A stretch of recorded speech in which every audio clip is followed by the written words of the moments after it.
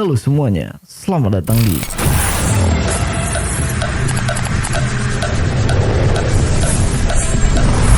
dengan Rizky di sini, anak gang sebelah. Kali ini gue akan membahas pembahasan yang sedikit creepy, tapi creepy yang keripik.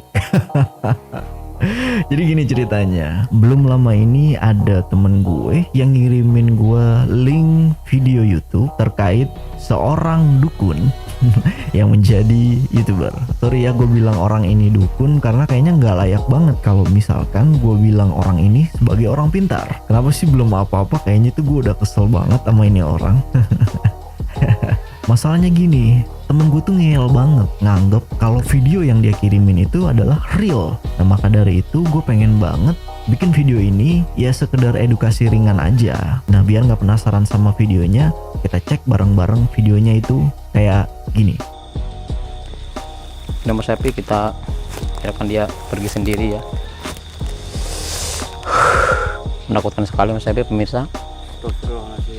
Nah, gimana menurut lo videonya? Ya mungkin terlihat seram, menyeramkan karena ada sosok pocong yang benar-benar terlihat detail, lekukannya, tulang-tulangnya, bahkan saking detailnya itu tengkorak yang ada di dalam tubuhnya itu kayak pakai hoodie, ada resletingnya.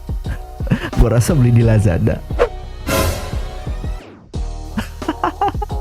Tapi coba kita breakdown videonya.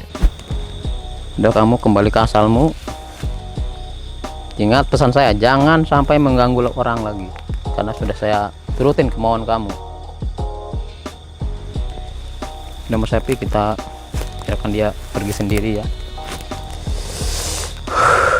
Menakutkan sekali Mas Sapi pemirsa. Jadi sangat kasihan sekali. Dia tersiksa karena tali pocongnya tidak dibuka. Nah gimana tanggapan kalian setelah melihat ini?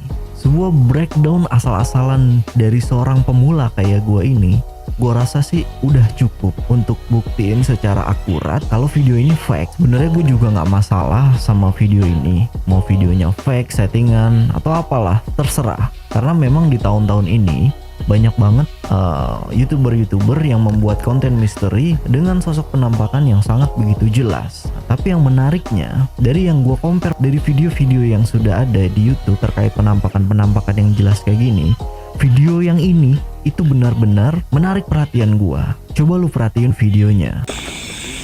Ya'lamu ma baina aydihim wa ma khalfahum wa la yuhituna bisyai'in illa bima syaa'.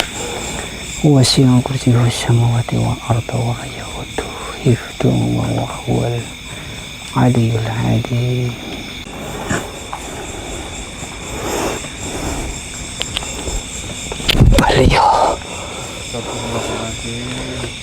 Nah, di sini kalian harus benar-benar teliti. Perilaku dukun yang tadi itu, membaca ayat-ayat suci Al-Quran, itu seakan memaksa kita untuk percaya videonya itu real. Sementara kalian kan sudah lihat sendiri breakdown yang tadi sudah gue lakukan. Kalian bisa berpendapat sendiri. Kesel banget gue, dia menutupi kebusukannya dengan ayat-ayat suci Al-Quran. Nah itu yang bikin gue sangat tidak suka. Maka dari itu gue bahas. Nah pasti setelah gue membuat video ini, banyak orang-orang yang masih membela. Contohnya kayak gini, udahlah bang, itu kan cuman hiburan doang buat seru-seruan kita yang nonton.